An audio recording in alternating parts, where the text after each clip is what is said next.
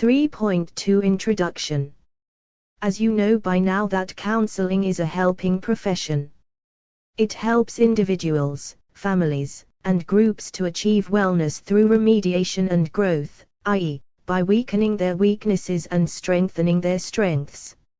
So, an effective counselor has to know the strengths and weaknesses of her/his clients. Since each client coming for counseling is unique with his or her own set of issues as well as abilities, interests, values, and life experiences, the counseling approach has to vary from case to case. It is rightly said, the better you know the client, the better counselor you become. It is, therefore, necessary to collect as much information about the client as possible. Here comes the role of assessment and testing. They help the counselor in knowing the client in systematic and objective ways, and using this knowledge for identifying the client's problems, planning interventions, and evaluating its impact. All counselors use assessment and testing in varying degrees depending on their theoretical backgrounds. Hence it is essential for an effective counselor to understand the process of assessing the clients and the issues related to it. The present unit deals with these aspects of counseling. 3.3 Defining assessment in counseling. Assessment is the process of gathering the needed information by the counselors for having a holistic knowledge of the client and her/his problems. The term can be defined as a process that integrates test information with information from other sources, for example, information from other tests, the individual's social, educational, employment, health, or psychological history, used to draw inferences about characteristics of people, objects, or programs. ARERA, APA, NCME, 1999.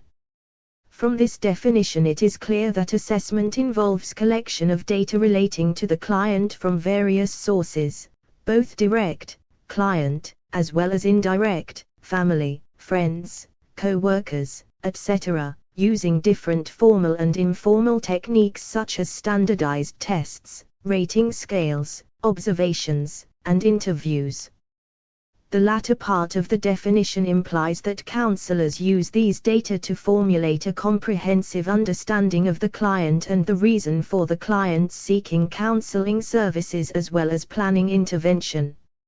Assessment is involved in each stage of counseling, i.e., identifying, analyzing, evaluating, and addressing the problems, issues, and circumstances of clients.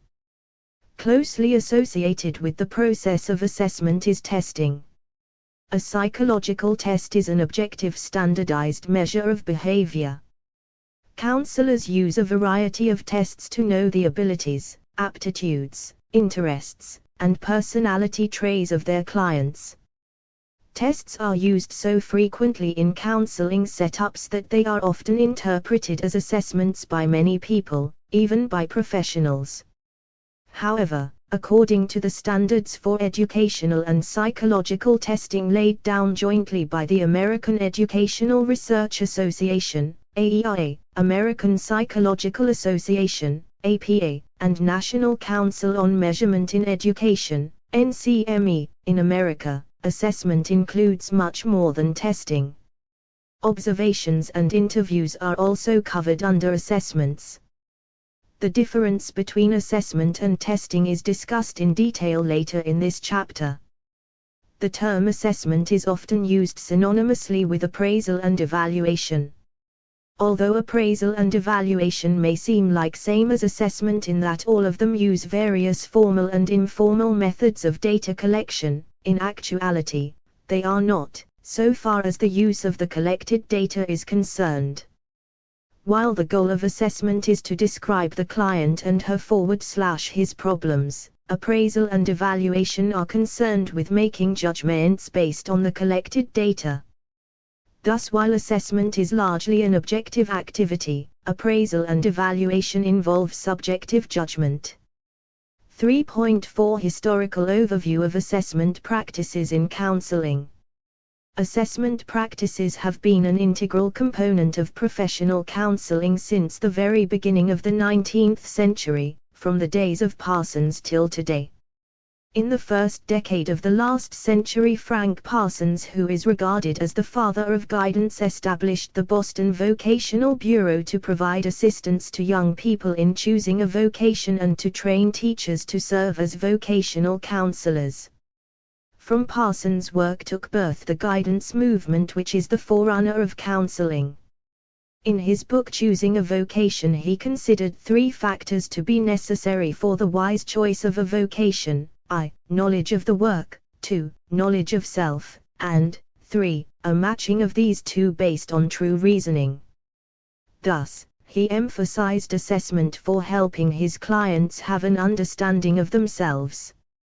His ideas were followed by development of methods to assess the abilities, aptitudes, interests, ambitions, resources, and limitations of students. By then, in 1905, Alfred Binet and Theodore Simon, on French government's request, had created a test to identify the mentally retarded children who were not likely to gain from ordinary schooling, with the intention of providing special education to them. This test is popularly known as the Binet-Simon scale and is regarded as the first intelligence test. Subsequently, Binet's tests, originally in French, were translated to several other languages and were adopted internationally. The First World War is considered to have contributed a lot towards the development of testing and counseling. During the war, as a great number of military personnel were to be employed, the U.S. Army developed and used a number of instruments, such as the Army Alpha and the Army Beta intelligence tests for selecting them. After the war, psychological testing gained popularity among the civilians. The testing movement provided the foundation for the development and growth of counseling as a profession.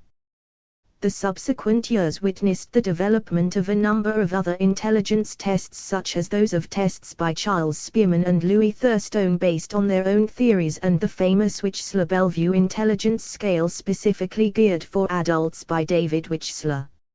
Nevertheless, the popularity of intelligence testing extended to the assessment of other psychological phenomena like interest, aptitude, personality, etc. Standardized vocational inventories like the Strong Vocational Interest Inventory, CUDA Preference Record Individual, and the Differential Aptitude Test were developed and used for assessing individuals' interests as well as aptitudes and helping them choose vocational career. The development of Freud's theory of personality in the late 19th century stimulated a number of researchers to give their own personality theories. Keeping pace with this development spawned a number of personality tests that were used both in clinical and counseling setups. In the 1920s, the Rorschach ink blot test and the Rotter incomplete sentence blank, and later the thematic apperception test came into being. The Woodworth personal data sheet is regarded as the first self-report inventory. The U.S. Army began to use it in 1919 to 1920 for identifying the persons who are emotionally unfit to serve the military. In 1924 it was adapted for children. It also influenced the development of the Minnesota Multiphasic Personality Inventory or MMPI, an objective and standardized measure of psychopathology. The MMPI was revised in 1989 as MMPI-2, which is widely used by counselors and other mental health professionals for assessing personality.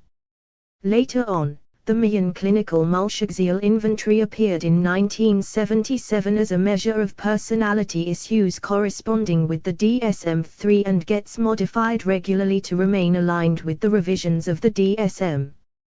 Tests for general personality traits as well as measures of specific psychological constructs like depression and anxiety have also been developed and used in multiple contexts including counseling. The increased popularity of testing has raised several new issues, as a result of which there has been a call for decreasing the use of standardized tests. This scenario led to the need for systematizing the assessment process in general and increasing the use of qualitative assessment methods, particularly in counseling. Today, assessment processes have shifted their focus from diagnosis to identifying the problem areas and strengths of the individual. Nowadays, computer-based assessment procedures are heavily in use, resulting in greater accuracy and precision in scoring. To make the procedure more valid, real-life behavior assessments based on the observation reports of parents, teachers, and or other significant persons are being considered.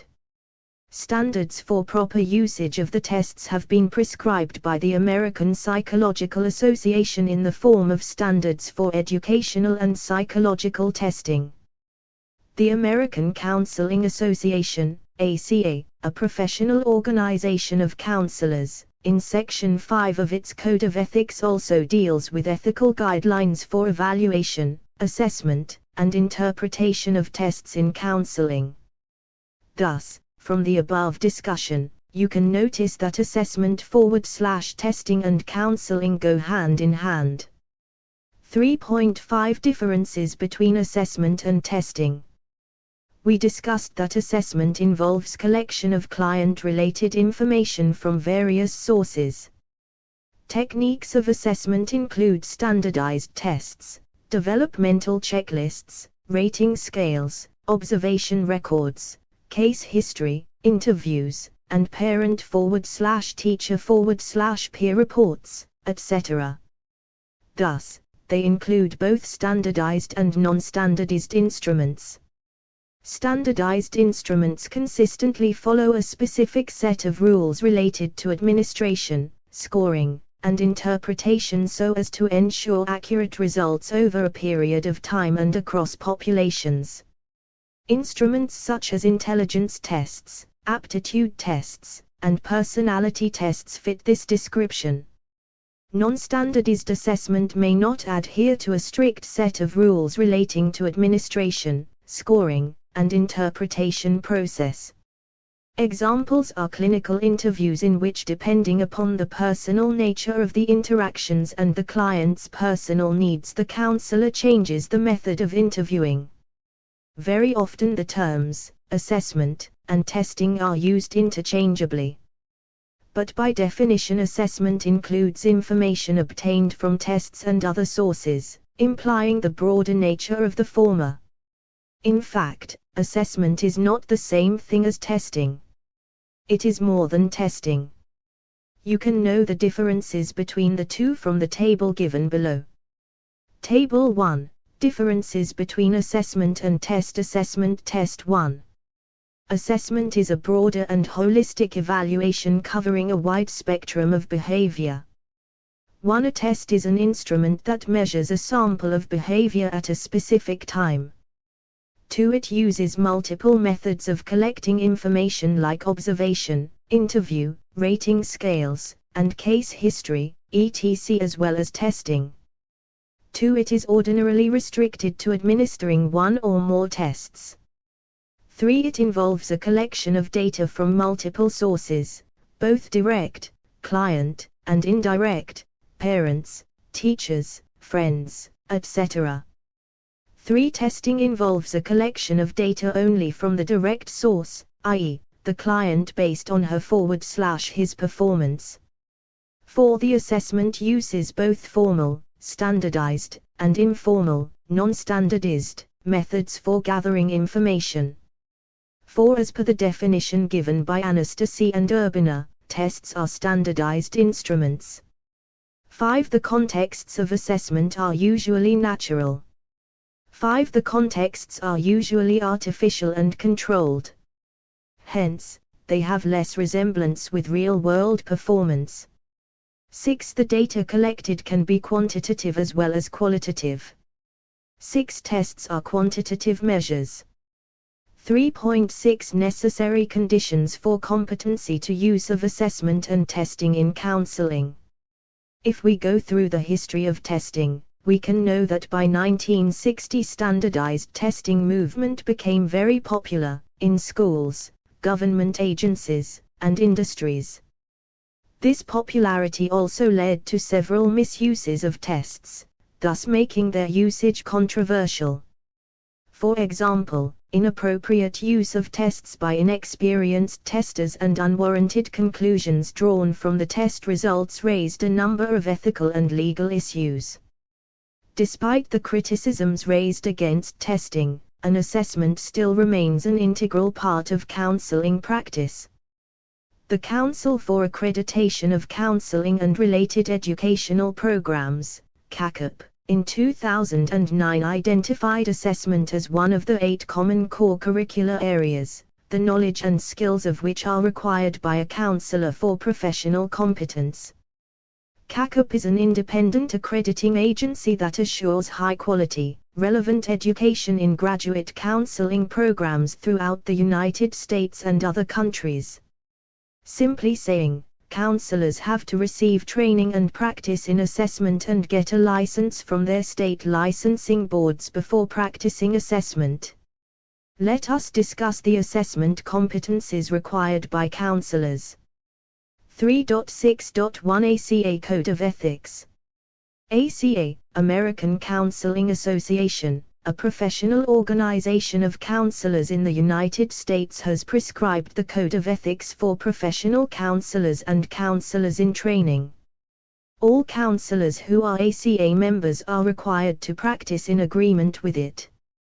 The Code of Ethics has 8 sections in total.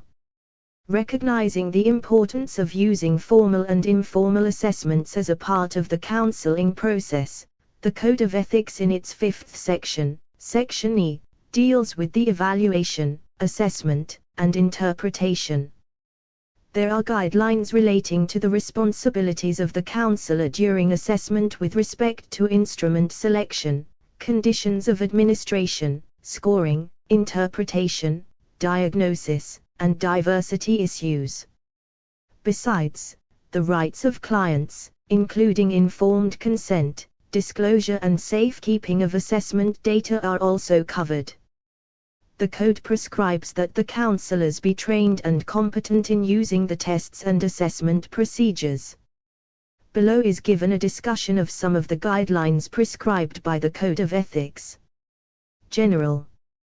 The primary purpose of assessment is to gather information regarding the client that can be used for client decision-making, treatment planning, and forensic proceedings, etc.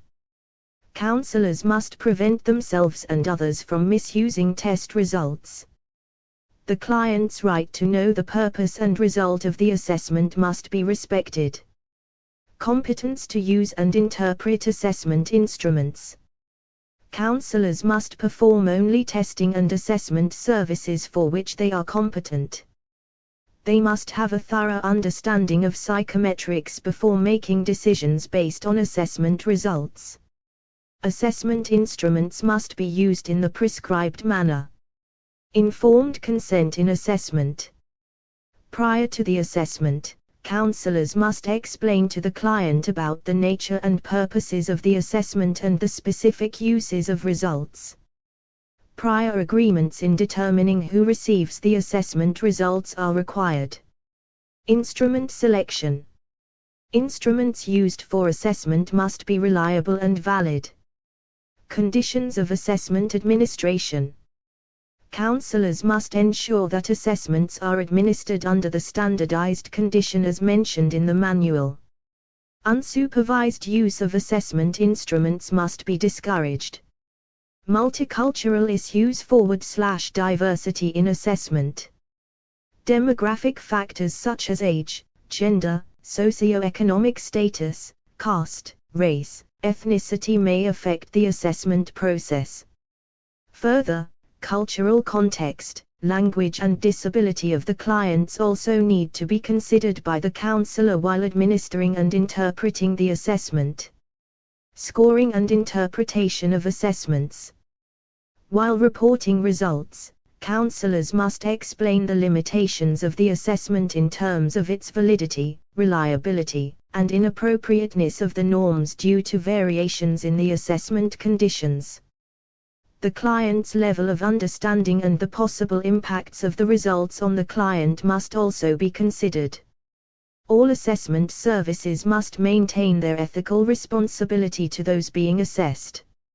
ACA has a division, namely the AARC, Association for Assessment and Research in Counseling, whose mission is to promote and recognize excellence in assessment, research, and evaluation in counseling.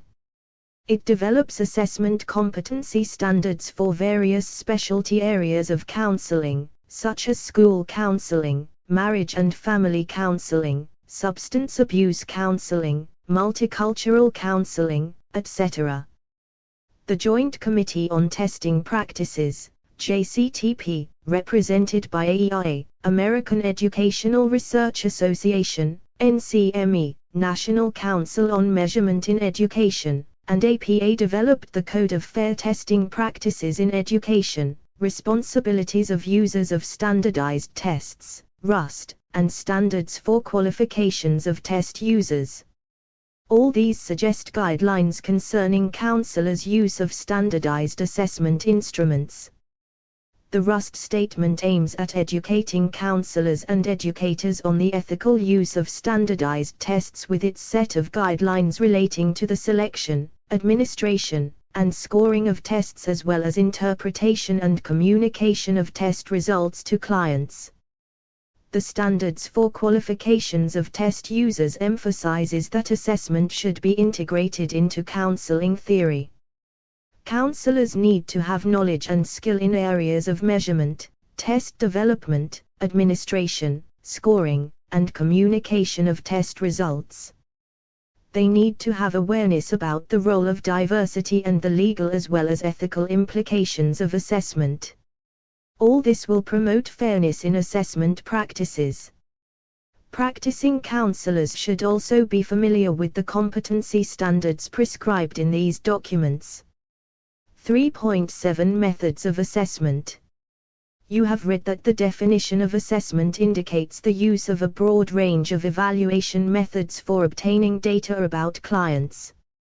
On the basis of the extent of the fixed structure followed, assessments can be standardized or non-standardized.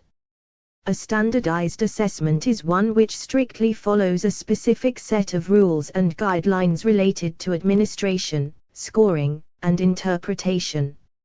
Since these rules are consistently followed, we can compare the results obtained by an individual with his own performance in subsequent times as well as with others who take the same test. Examples include standardized tests such as intelligence tests, achievement tests, aptitude tests, and personality tests. Non-standardized assessment methods do not adhere to strict sets of rules or guidelines while gathering information from the client and interpreting them, for example, clinical interviews, observation, etc. Even if we try to structure them, deviations in methods are allowed if the situation demands. Let us discuss both the standardized and non-standardized methods of assessment. 3.7.1 Standardized tests. The use of psychological tests has been severely criticized and also challenged many times in the court of law. Still, it is going on increasing rather than decreasing, particularly in schools. For most counselors, tests are the basic assessment device to know their clients.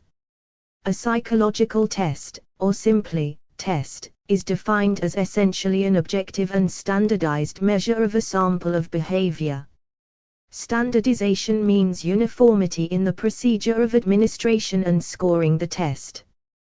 Testing conditions and instructions should be the same for all test takers. Objectivity means administration, scoring and interpretation of scores are free from the subjective judgment of the examiner. That means whoever may be the examiner, the test taker, ideally, should obtain the same score. The scores on a test represent the quantity of the particular behavior measured by that test. Criteria for selecting the appropriate test. Test scores help both the counselor and the client in understanding the latter. This understanding helps the counselor decide the appropriate counseling methods and evaluate the effect of the intervention. However, an error in measurement or interpretation can lead to an erroneous decision and do more harm than good to the client. That is why it is very important on the part of the counselors not to make any mistake in testing the client. They should be very careful in selecting the appropriate test. In the first place, they should not go for using a test for which they are not competent to administer or interpret. Moreover, they should not go for administering a test which does not yield an accurate result. There are certain important qualities of a good test, such as reliability, validity, standardization, and norms, etc. Before selecting a test to use, the counselor should consider these qualities. Validity. The most important quality of a test is validity, which is defined as the degree to which the test actually measures what it purports to measure, i.e., how well a test fulfills its function. If the test is not valid, we cannot make a correct interpretation on the basis of test performance. For example, we cannot say a person is having anxiety on the basis of his /her high score on an anxiety scale whose validity is low. The validity of a test is usually determined by the correlation between the test score with measures of an independent criterion of what the test is meant to measure. That means, if a test is designed to measure an individual's probability of success in a course, such as medicine or psychology, the ultimate success in the course as indicated by grades obtained in the final examination or teachers' ratings are the criterion. The correlation coefficient between the test score and examination grades or instructors' ratings is indicative of the validity of the test. With the continuously evolving uses of testing, different methods of determining the test validity have been developed.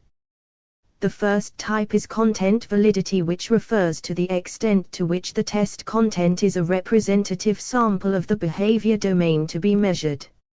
For example, if a test of mathematics consists of problems only from algebra leaving out other branches of mathematics, the results may not be an accurate indication of the test taker's understanding of the subject. Many of you must have faced a test to get a driving license. Imagine, if you had been asked only questions on road signals, would it have been a valid test of your driving ability? Content validity is sometimes confused with face validity, which is concerned with what it appears to measure, whether the test looks valid to the test users. Gradually, tests were designed to predict the behavior of the individual in a specific situation outside the testing context, either at present or at future times. Thus, came the concept of criterion validity. Here, criterion is the person's actual performance across time or situation. For example, for a college entrance test, the criterion might be grades obtained in the class examination. The correlation coefficient between test scores and independent measure of the criterion indicates the criterion validity of the test. This type of validity is appropriate for aptitude and interest tests, clinical diagnostic tests, and selection tests for jobs, etc. Moreover, when the criterion measure is the existing status of the individual and can be obtained at the time of testing, we can obtain the concurrent validity. The examples are diagnostic tests such as the MMPI-2. On the other hand, if we have to wait for the criterion measure after the test is administered, then predictive validity is obtained. One example is the strong interest inventory. The third type of validity is construct validity, which was developed out of the orientation towards linking testing with psychological theories and hypothesis testing. It can be defined as the extent to which the test is measuring a theoretical construct. With gradual accumulation of information obtained from correlation with other similar valid tests, factor analysis, and from studying developmental changes, many intelligence tests have gone for construct validation. A somewhat recent type of validity proposed by Messick is consequential validity. Consequential validity of a test is concerned with the social consequences of testing with it.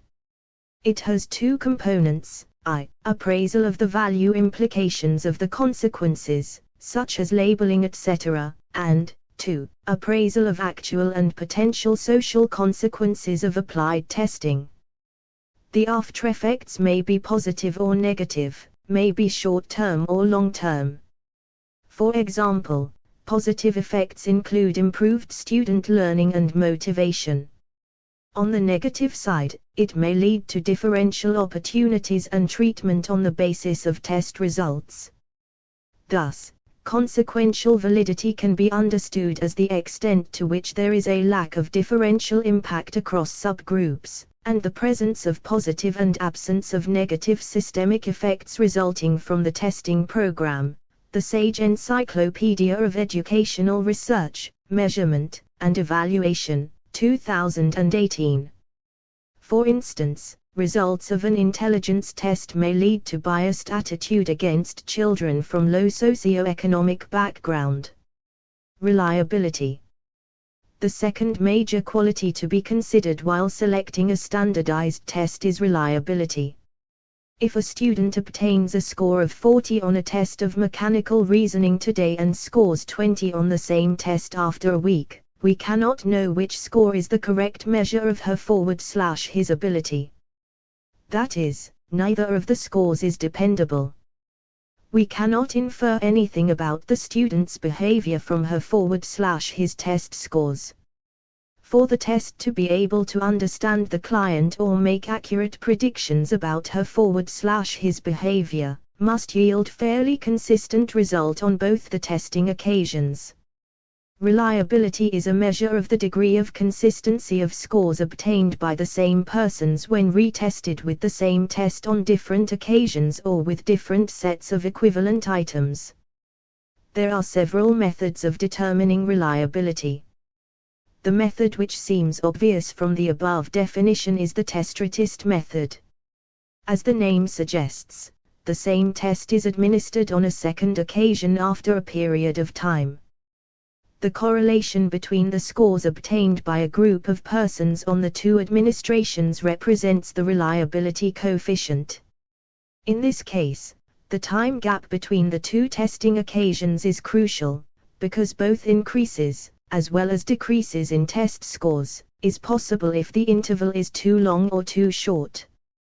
The second type is parallel form or alternate form reliability, in which the same person is tested with two equivalent forms of the test on two occasions. One form is used on the first occasion and the other on the second occasion. The correlation between the two sets of scores obtained on the two forms is indicative of the reliability coefficient. The main problem is the unavailability of truly alternative forms of many tests. The third form of reliability is the internal consistency. In this method, following administration, the test is split into two halves. Thus from a single administration, two scores for each person are obtained. The reliability coefficient is obtained from the correlation of the two sets of scores. There is another type of reliability, namely, scorer reliability or inter-rater reliability. Many tests, such as projective tests, involve significant judgment on the part of the observer or scorer. Scorer reliability refers to the extent to which different observers are consistent in their judgments. Norms. An individual's score on a psychological test is usually interpreted by comparing it with the scores obtained by others on the same test, i.e., referring to the norms. A norm is the normal or average performance. Establishment of norms is an important step in the process of standardizing a test.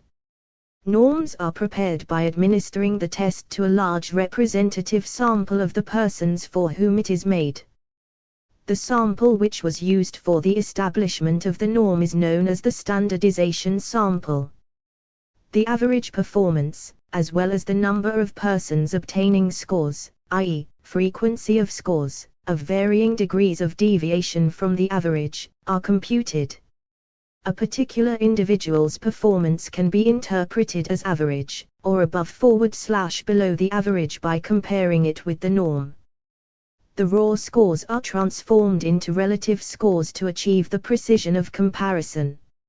As a result, an individual's exact position in relation to the standardization sample can be known. Norms are broadly of two types. One is the developmental norms, which are helpful in interpreting test scores in terms of the developmental level attained by the test taker. Examples of developmental norms are mental age, grade equivalence, and ordinal scales, etc. The second category of norms is within group norms, which make it possible to evaluate an individual's score in terms of her/his relative position within a group of comparable individuals. Different forms of within-group comparisons are percentile ranks, standard scores, stanines, stan scores, and deviation IQ, etc. The test constructor provides detailed information regarding the types, methods of measurement, and coefficients of reliability, as well as the validity of the test in the test manual. The norm, information about the standardization sample, and detailed directions for administration and scoring, as well as instructions to be given, are clearly mentioned in the manual to ensure uniformity in testing conditions and objectivity. Hence, a counselor must go through the test manual before going to use it. Practicality. There are some practical considerations which the counselor must not ignore while deciding the test to be administered. The most important thing to be considered is whether the counselor himself/herself is competent enough to administer, score, and interpret the test under consideration. If not, whether there is any trained personnel available to do these tasks. Secondly, the cost of the instrument is also to be considered. For a number of tests, scoring is done by the author/publishing agency on extra payment. The counselor may take the assistance of the recent edition of the Mental Measurement Yearbook or the Bureau's Institute of Mental Measurement's website for a critical review of popular standardized tests. 3.7.2 Non-standardized techniques of assessment. Counselors often use several assessment methods to get qualitative information. These methods are not standardized, i.e., there is no uniformity in administration and scoring procedure. Let us discuss some of them. Observation. Observation involves noticing and recording of behavior without formal manipulation of events involved. It can take many forms. In terms of the place of observation, it can be laboratory observation or naturalistic observation, if it takes place in the natural setting. On the basis of the role of the observer, it can be participant or non-participant. In participant observation, the observer is a part of the situation or activity to be observed. In non-participant observation, the observer without taking part in the event tries to remain as unobtrusive as possible. If the observer studies the outward activities of other persons, it is objective observation. On the other hand, if one looks within to observe/analyze her/his own thoughts or feelings, it is subjective observation or introspection. There are a number of instruments used to record the information collected through observation, for example, checklists, rating scales, anecdotal reports, etc. We can get a real picture of the behaviors and events through the observation method. But the major limitation is that observation may get influenced by the observer's bias. Interview. Interview involves a direct verbal interaction between the interviewer and the interviewee, the former probing to obtain information about the latter. There are three forms of interview: I. Fully structured interviews, in which a fixed set of questions are asked in a fixed order, requiring the respondent to answer from a fixed series of options given by the interviewer. 2. Semi-structured interviews consist of a predetermined set of open-ended questions allowing the interviewee freedom to express their views in their own terms. 3. Unstructured interview in which only one main question is asked to uncover the informant's views on the topic of interest. Diaries and daily schedules. A diary is a method of collecting qualitative information self-written by the participants about her/his behaviors, activities, and experiences longitudinally over an extended period of time ranging from a few days to even a month or longer. This method allows participants to record events as and when they occur. The diaries that people are asked to keep for a purpose, especially for research, are called solicited diaries. The insights gained through the diary method can be the informant's eating and drinking habits, sleeping patterns, sexual activity, travel behavior, living with a disability, daily stresses and coping strategies, etc. Another technique of recording the client's daily activities is the daily schedule, which is a simple listing of activities on an hour-to-hour basis. Computer-assisted online testing. Nowadays, there has been an increase in the use of online computer-mediated resources for providing counseling and guidance services to clients. This movement is driven by the necessity of being accessible to the persons who are in need of support, but cannot or do not access the service in a face-to-face mode due to some reason or other. The reason may be anything like being at a distant place or their concern for anonymity. Particularly during the COVID-19 pandemic situation in 2020 to 2021, the needs for online counseling services increased and consequently, are provided. If counselors deem it necessary, they also go for computer-mediated online assessments. Online assessments may be done either by presenting the paper-pencil questionnaire in a computerized form or through software. They have been found to be successful in several areas, like personality, job-related measures, and neuropsychological assessment. However, the use of computers and technologies in assessment and counseling has been controversial.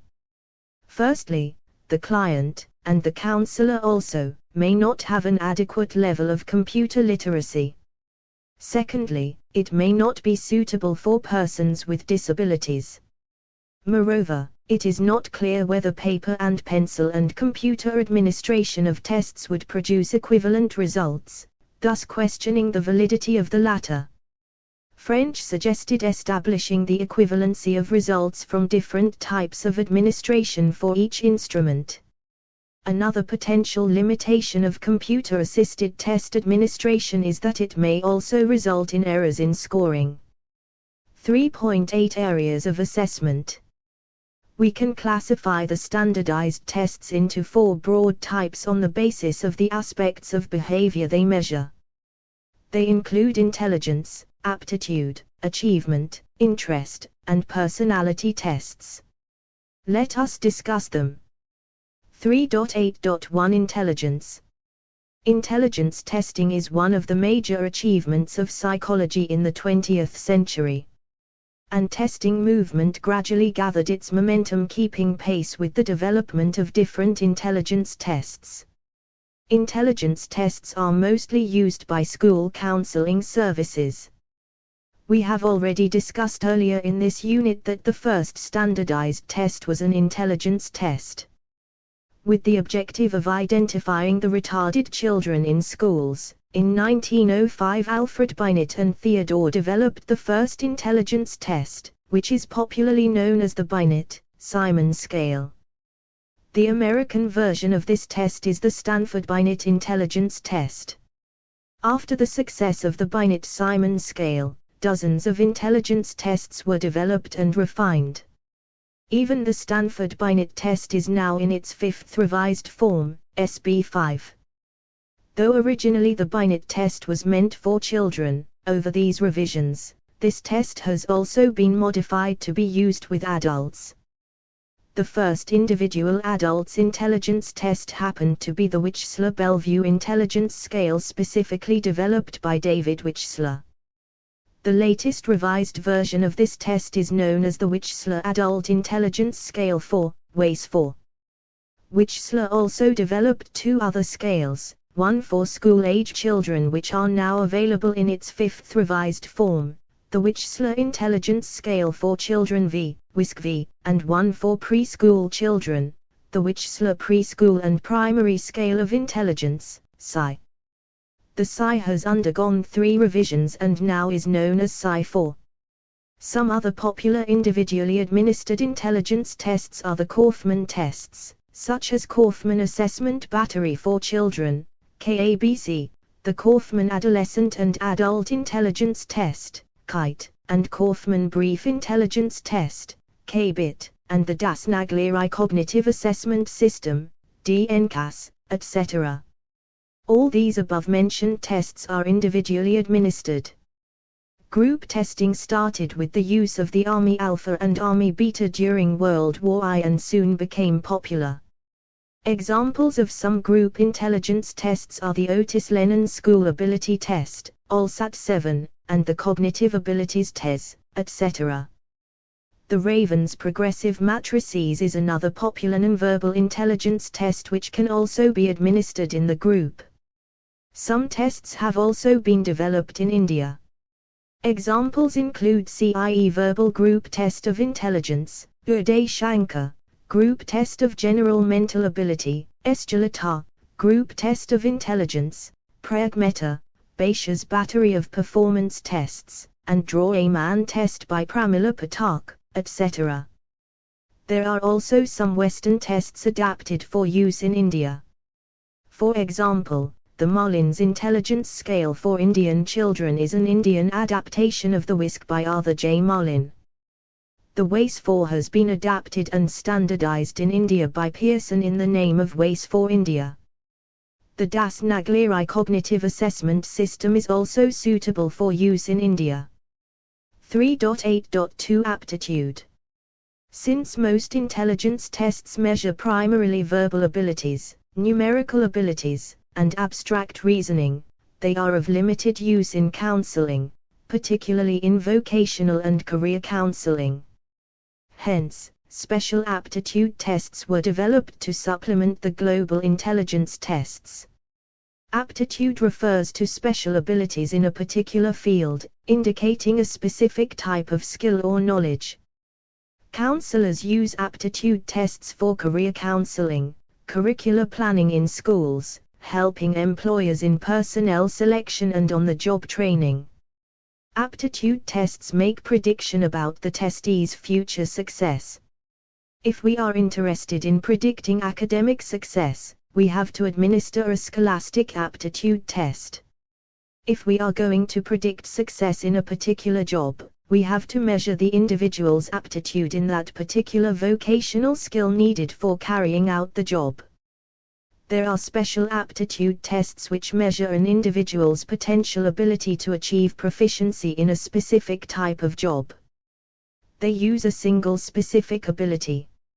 Examples of single aptitude tests are Thurstone's examination in clerical work, Minnesota Paper Form Board Test, Johnson O'Connor's Wiggly Blocks, Schommer's Mechanical Aptitude Test Battery, General Clerical Aptitude Test, Graphic Arts Test, Musical Aptitude Tests, etc.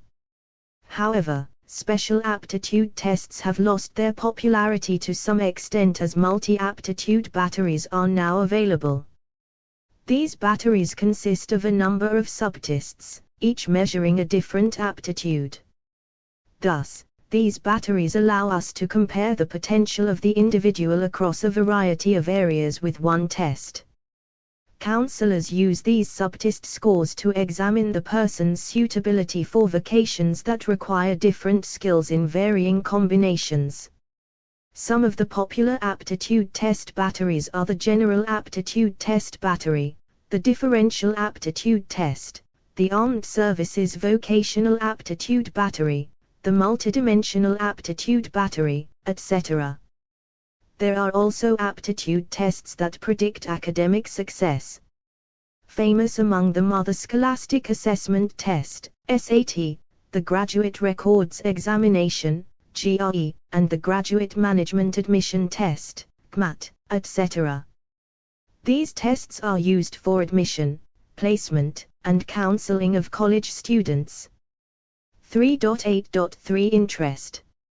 Many aspects of an individual's life, such as her/his educational and occupational achievement, interpersonal relations and leisure activities, etc., depend on her/his interests. The study of interest got attention mainly from the educational and career counselors. Interest inventories assess a person's preferences for activities and topics. The earliest interest measure was the Strong Vocational Interest Blank, SVIB, which has been modified 6 times and now is available in the name of the Strong Interest Inventory. This instrument is based on John Holland's theory, which suggests that the closer the correspondence between people and the environment, the more satisfying is the relationship between the two. 2 other interest measuring instruments are the Self-Directed Search and CUDA Occupational Interest Survey. There are also inventories for non-college going people, such as Minnesota Vocational Interest Inventory. For choosing the appropriate interest inventory, the counselor may refer to Handbook of Vocational Psychology and A Counselor's Guide to Career Assessment Instruments. 3.8.4 Personality. There has never been a consensus among psychologists regarding the meaning and nature of personality. Different psychologists developed different theories to explain it. They have also suggested ways to measure the concept. Interviews, observation, checklists, standardized personality tests that include inventories and projective tests are commonly used for personality assessment. Clinical psychologists and counselors rely heavily on personality assessment. Here we shall discuss the standardized personality tests. You have read earlier in this chapter that in 1919 to 1920 the U.S. Army began to use the Woodworth's personal data sheet for screening out the emotionally unfit persons from the military services.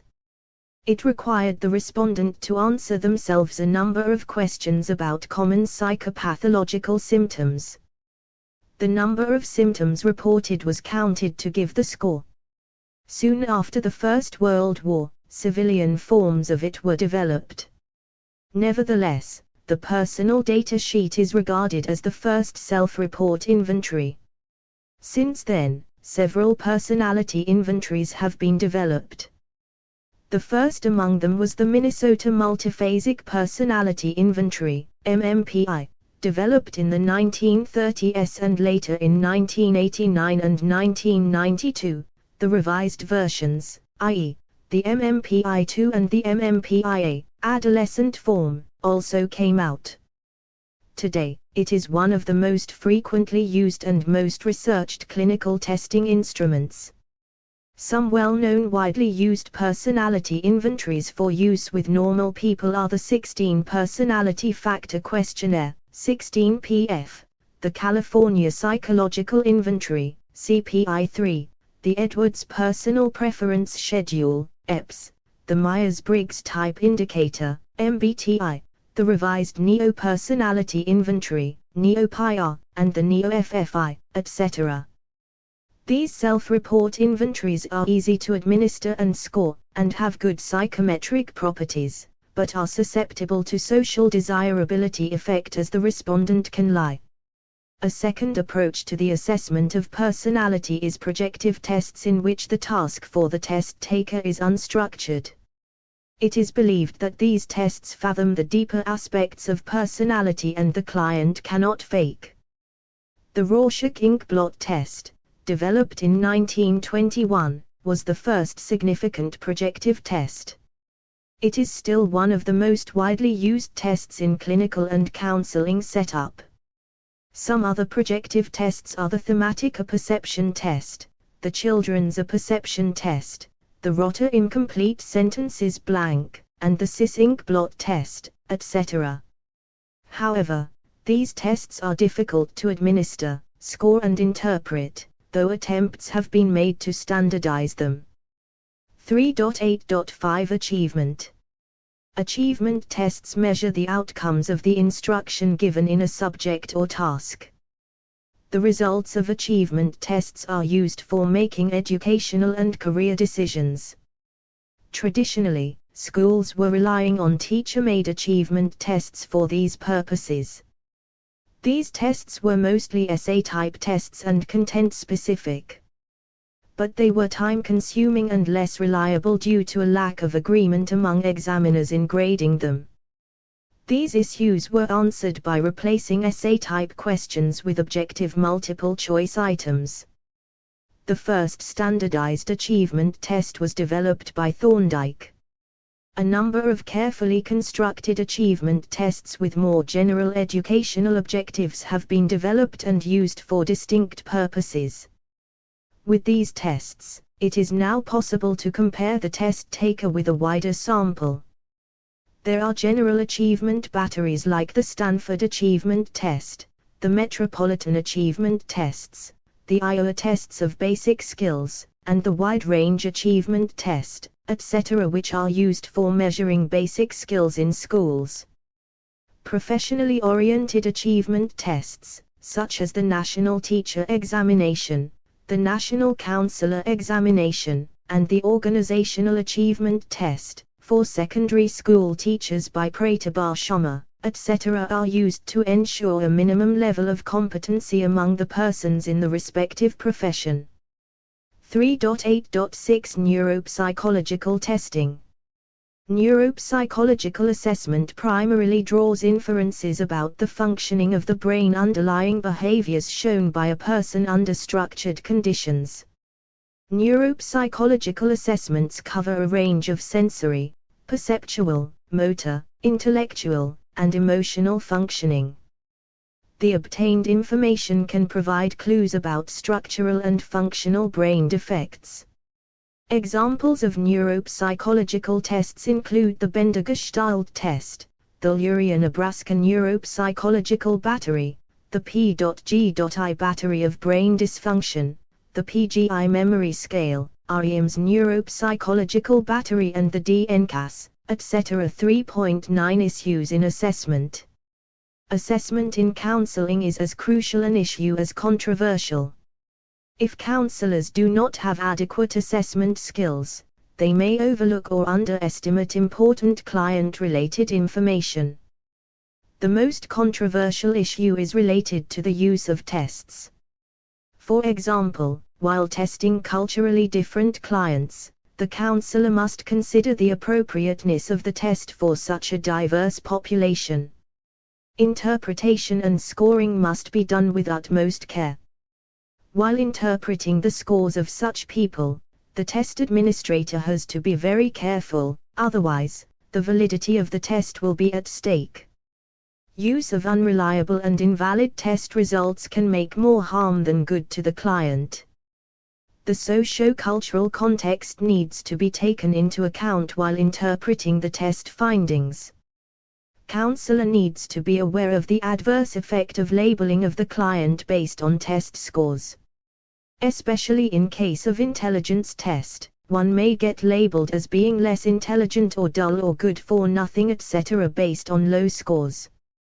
Another controversial issue is use of computers and technology in counseling and assessment. Computer-mediated assessments may pose several problems. First, it may not be suitable for all types of clients. In a country like India, not all people are educated enough to use technology, nor the facility to use technology is available to all. Secondly, counselors are not unanimous regarding the comparability of computer-mediated assessment and traditional paper-pencil modes of assessment. While some studies report that both the methods yield identical results, others have obtained different results. Thirdly, psychologists have always emphasized the role of nonverbal cues in effective communication. In the absence of contextual and nonverbal cues, it may be difficult for the counselor to connect to the client and establish rapport with her/him. As the demand for online counseling is increasing, It is important to consider these issues for providing effective services to clients. 3.10 Let us sum up.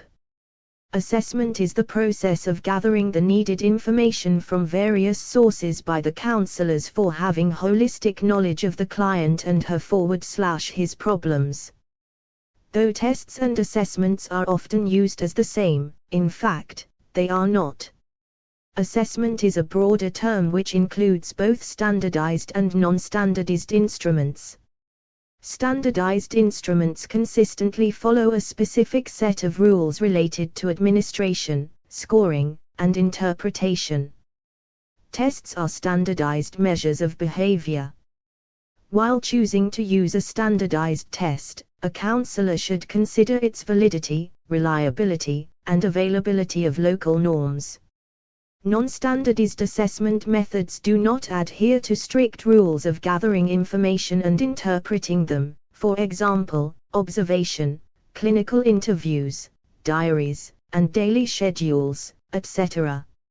In addition to these, another form of assessment, the demand for which is increasing these days, is a computer-mediated online assessment. Professional organizations like the ACA has prescribed the Code of Ethics for counselors. The Code of Ethics also deals with guidelines for the assessment of the client to ensure the counselor's competencies. Counselors use assessments mostly in the areas of intelligence, aptitude, interest, personality, achievement. Neuropsychological assessments provide clues about structural and functional brain defects. However, controversies remain with respect to the use of tests with culturally different clients and through online mode.